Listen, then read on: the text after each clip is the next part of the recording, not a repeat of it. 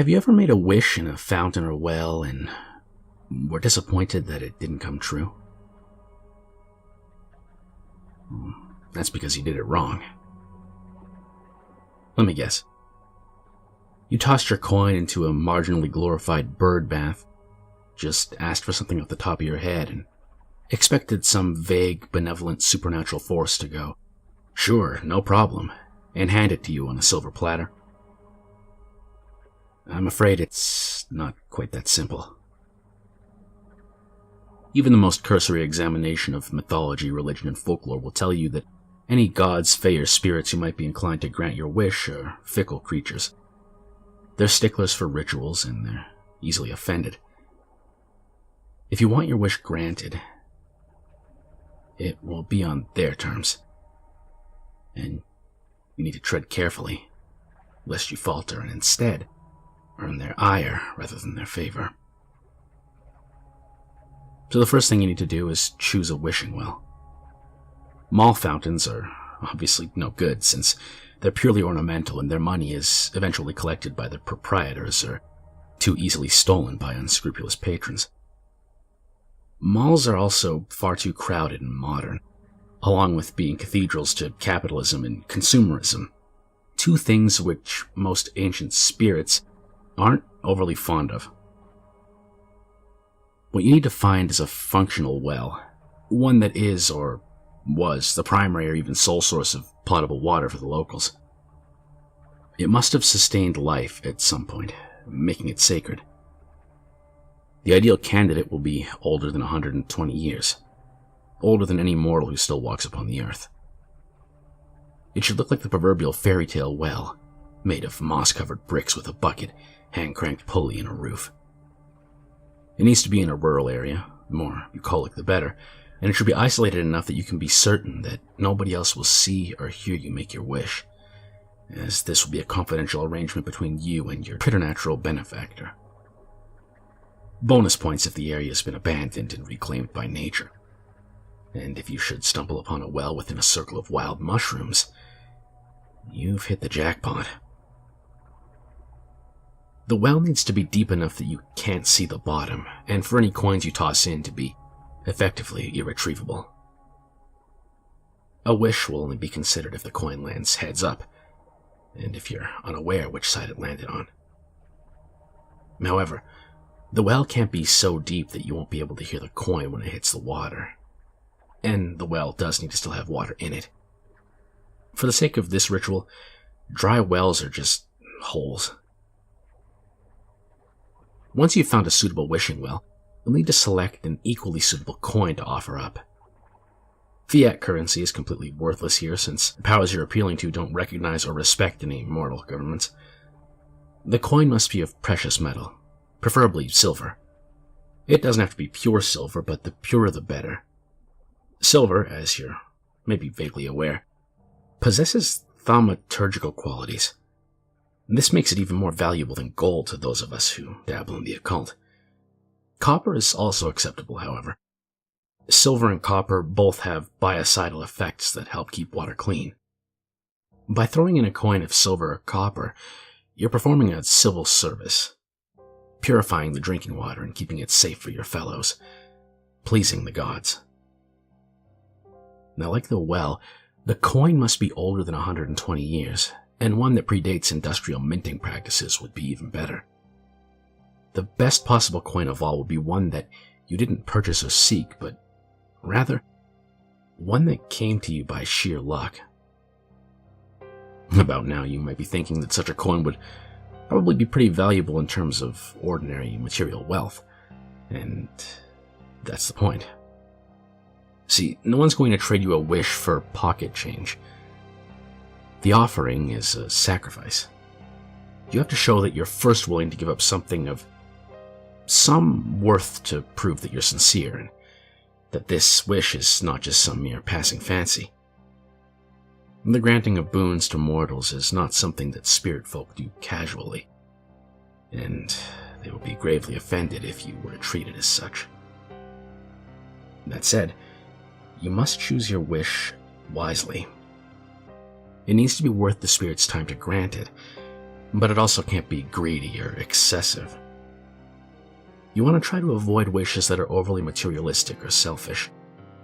As a general rule, spirits regard the material plane as illusory and consider everything in creation to be highly interconnected and interdependent. Wishes that help you help others will be seen as more deserving than ones that are just blatantly self-serving.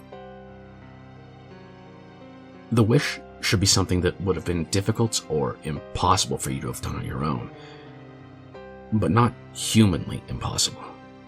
If you wish for an overt miracle, you will almost certainly be denied.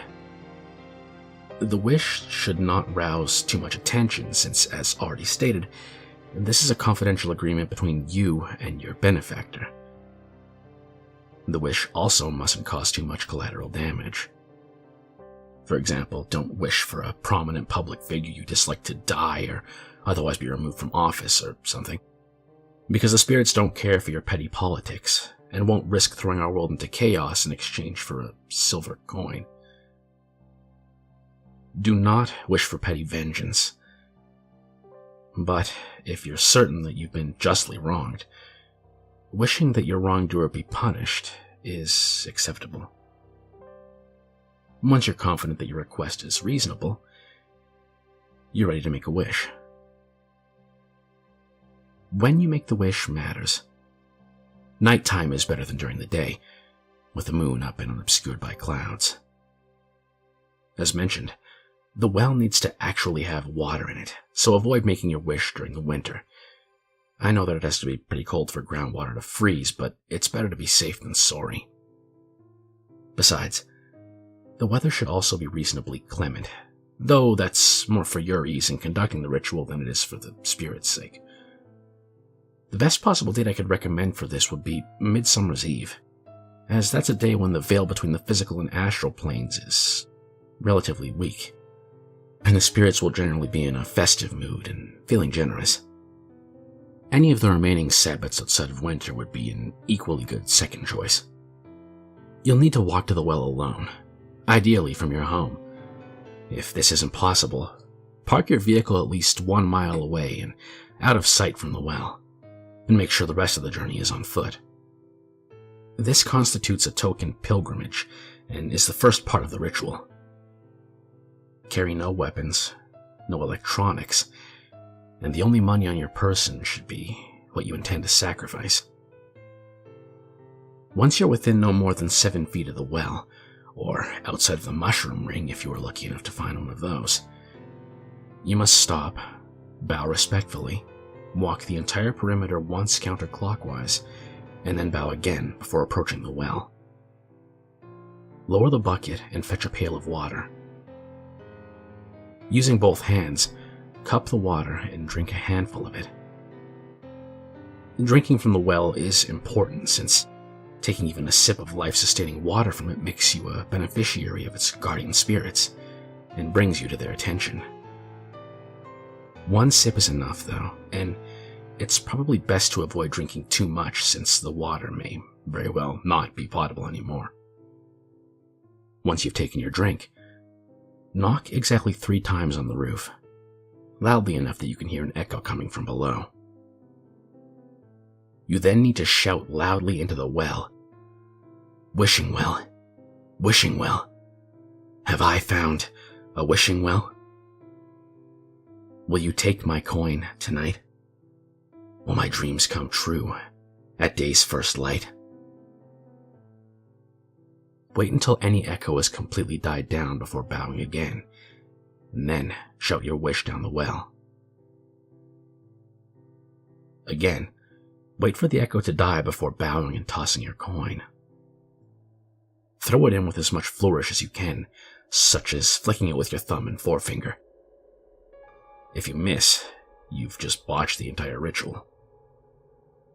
Pick up the coin and try again another time, but if you do hear the plunk of the coin hitting the water, you'll need to bow once more. You're only permitted to make 1 wish per coin. If you can find 3 suitable coins, you can make 3 wishes.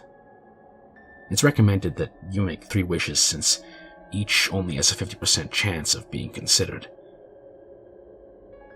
Toss in 3 coins, and the odds that at least one of them will land heads up is nearly 90%. But 3 is the limit, though.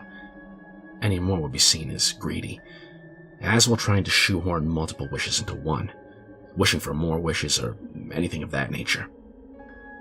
Basically, any attempt to cheat your benefactors will offend them, and you need them to like you for this to work. So after you've made your wish or wishes, walk the perimeter clockwise, bow, and then return to your home or vehicle.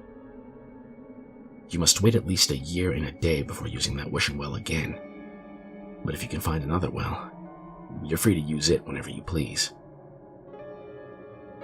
It's important to note that the wish you're making is an open offer of sorts, and there's no guarantee any spirit will take it up.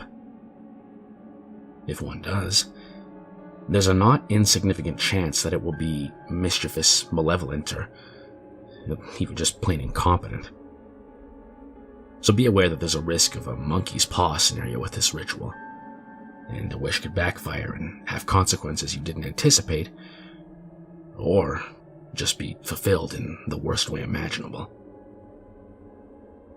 Less common, but more dangerous, is when a spirit decides that they want more than a coin from you, and will use your initial wish as a sort of foot in the door to entice you to make more and bigger sacrifices.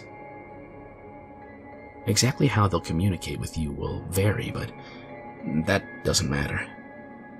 They're not to be trusted. Ignore them.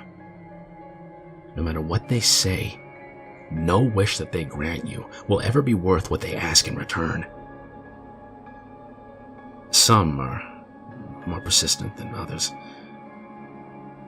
and the worst of them may go beyond mere pestering and actually start threatening you or causing harm. But all will give up eventually. Be warned, though, that your resolve may crack before theirs does. Those risks aside, if you do manage to find a benign spirit willing to grant your wish, you should notice a change in your fortunes at the first opportunity. The right wish, combined with the right benefactor, can have an enormous impact over time. Career opportunities and business prospects you otherwise would have missed will suddenly present themselves to you. Chance encounters with well-connected or otherwise desirable people will become more frequent, and you'll more easily become adept at whatever skill it is you practice. Improved interpersonal skills will raise your social standing or advance your love life, and you could even live to be over 100 if that's what you wanted. It's not hard to see why so many people find this ritual alluring.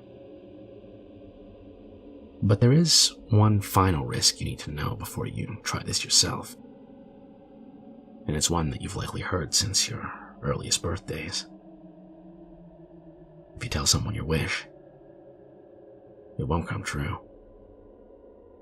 Confidentiality is a condition of your pact with the spirit who granted your wish, and if you ever tell anyone what you wished for, if the wish can be undone, it will be undone. But if it can't, then you're in even more trouble. You'll find yourself subjected to a sudden tide of misfortune, enough to cancel out the benefits of your wish. Not just in the present, but every benefit you've ever derived from it. That's if the spirit is content with just merely annulling the wish, because they may feel that you deserve additional punishment for your breach of contract, or that it would perhaps be prudent to make an example of you. As I said, they're sticklers and easily offended. You will almost certainly be tempted to make another wish to undo the damage, but this is the worst thing you could possibly do, because the offended spirit will no longer be willing to consider wishes from you, and trying to get one spirit to undo the work of another would be seen as a most egregious sin. Not that another spirit would ever consider your request in the first place, as you've effectively been blacklisted by them at this point. Anyone who's ever attempted to make a wish after telling someone else what they wished for or even telling someone what they planned to wish for before actually doing it, has never returned, and were never seen or heard from again. It isn't known for certain what becomes of them, but some clairvoyants say that the angered spirit, or spirits, will rise from the well and pull the offending party down there with them to drown, and their rotting corpse will be left to befoul the well, denying its life-sustaining water or life-changing wishes to anyone else.